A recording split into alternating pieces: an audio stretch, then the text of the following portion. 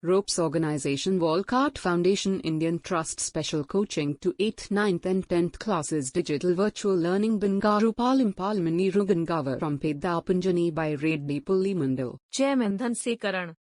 Director Drive Sri Lata. Hi, hello everyone. Welcome to Ropes Organization. This is Sai Rupa. I'm teaching English subject. Before that, we have completed our part 1 and we are getting to the part 2. So this is Jodi's fun. So here, the Jodi, how he was rejected with company of the Millville. So how we want to find the fawn. Let's see that first one. All right, but you take it easy now, you know north, here and east. So already they said, who said here? North, here and east. అంటే ఇక్కడ మిల్విల్ అడుగుతున్నాడు, నీకు బాగా తెలుసా ఏది north ఏది east అనేసి అని అడిగినప్పుడు there and they. So the Jody is saying that there and they అంటే ఇక్కడే కదా నాకు బాగా తెలుసు. That all pine makes a bearing so long. So ఆ పొడుగైన పైన్ చెట్లను చూస్తుంటే నాకు ఆల్రెడీ డైరెక్షన్స్ బాగా తెలుస్తుంది. ఓకే, ఇక్కడ ఉంది అక్కడ ఉంది నాకు బాగా తెలుస్తుంది. So long Millville I am obliged. So he waited for sound of the hooves to end. So అలా చెప్పేసి మిల్విల్ ఏం చేశాడు, ఆ ప్లేస్ నుంచి అక్కడ నుంచి వెళ్ళిపోయాడు. So he waited for the sound of the hooves to end. Hooves is nothing but listen, it's a heart moving sound. Heart moving sound అంటే అతను వెళ్ళేంత వరకు కూడా వెయిట్ చేసి తన సౌండ్ కోసం వెయిట్ చేస్తున్నాడు. Then cut to the right, the scrub was still. So only his own cracking of springs sounded across the silence. He wondered for an instant if he had mistaken his direction. So ఇక్కడ చూడండి, అతను వెళ్ళిపోయిన వరకు wait చేసిన తర్వాత then he cut to the right. అతను ఏం చేశాడు, నెక్స్ట్ వెళ్ళిన తర్వాత హీ టుక్ ద రైట్. ఏం చేశాడు, రైట్ సైడ్ కి ఇలా తిరిగాడు.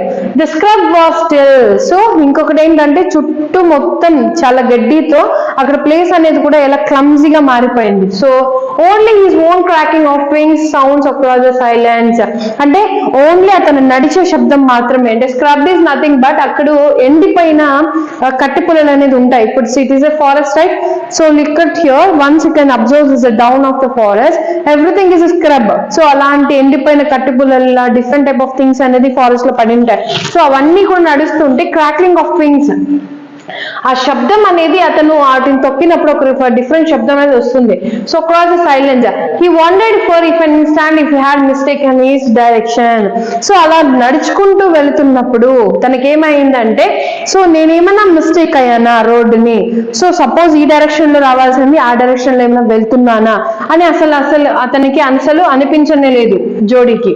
సో తను నెక్స్ట్ చూసుకున్నట్లయితే చూడండి, then a buzzard rose in front of him and flapped into the air.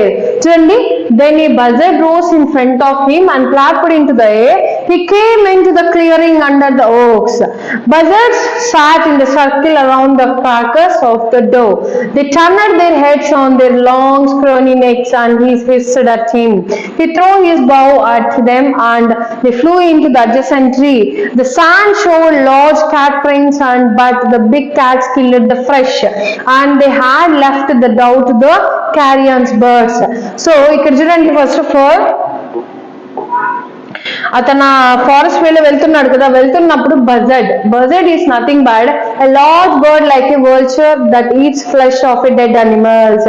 ఏ యొక్క బర్డ్ అనేది ఏదైనా చనిపోయిన యొక్క అనిమల్స్ యొక్క అంటే ఫుడ్ గా తీసుకుంటుందో, ఇట్స్ ఈట్ డెడ్ అనిమల్స్ ని తింటుందో, ఒక పెద్ద బర్డ్ అంటే చూడ్డానికి ఇట్స్ ఈట్ ఫ్లెష్ ఆఫ్, చూడడానికి పెద్దగా అది ఫ్లెష్ ఆఫ్ ఏ ఆ డెడ్ అనిమల్ స్కిన్స్ ని తింటుందో దాన్ని ఆల్మోస్ట్ మనం ఏం చేయొచ్చు అంటే ఇక్కడ flapped into the air. అంటే ఫ్లాప్డ్ అంటే చిన్నగా, అంటే ఎప్పుడైతే జోడీ వస్తున్నాడో ఇట్స్ లుకింగ్ లైక్ ఫ్లాప్డ్ అంటే ఒక్కసారి ఇలా ఎగిరి మళ్ళీ కిందకి వచ్చింది ఎయిర్ లోకి.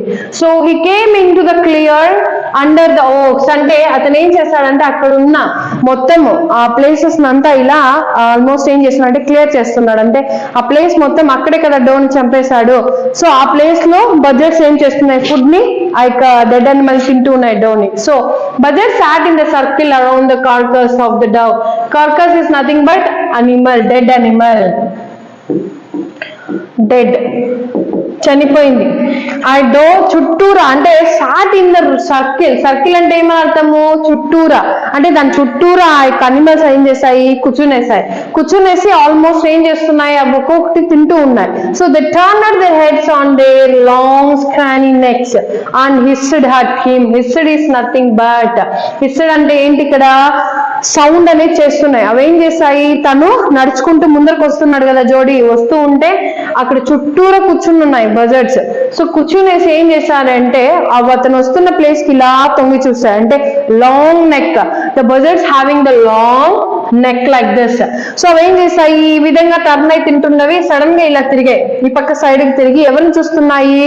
జోడీస్ ని చూస్తున్నాడు. అతని వైపు చూసి హిస్టెడ్ అట్ హిమ్. హిస్టెడ్ అంటే ఆ బజర్డ్స్ ఒక రకమైన సౌండ్ ని చేశాయి. So he throw his bow at them and they flow in to adjacent trees. అతని చేతిలో ఉన్న కర్రను తీసి అలా వేసిన వెంటనే అవి అక్కడి నుంచి పరిగెత్తి వెళ్ళిపోయి అడ్జసెంట్ అంటే దగ్గరగా ఉన్న, అడ్జసెంట్ అంటే ఏంటి? నియర్ బై, దగ్గరగా ఉన్న ప్లేస్ లో ఆ ట్రీస్, ఆ చెట్ల పైకి అతను ఎక్కడం అనేది జరిగింది.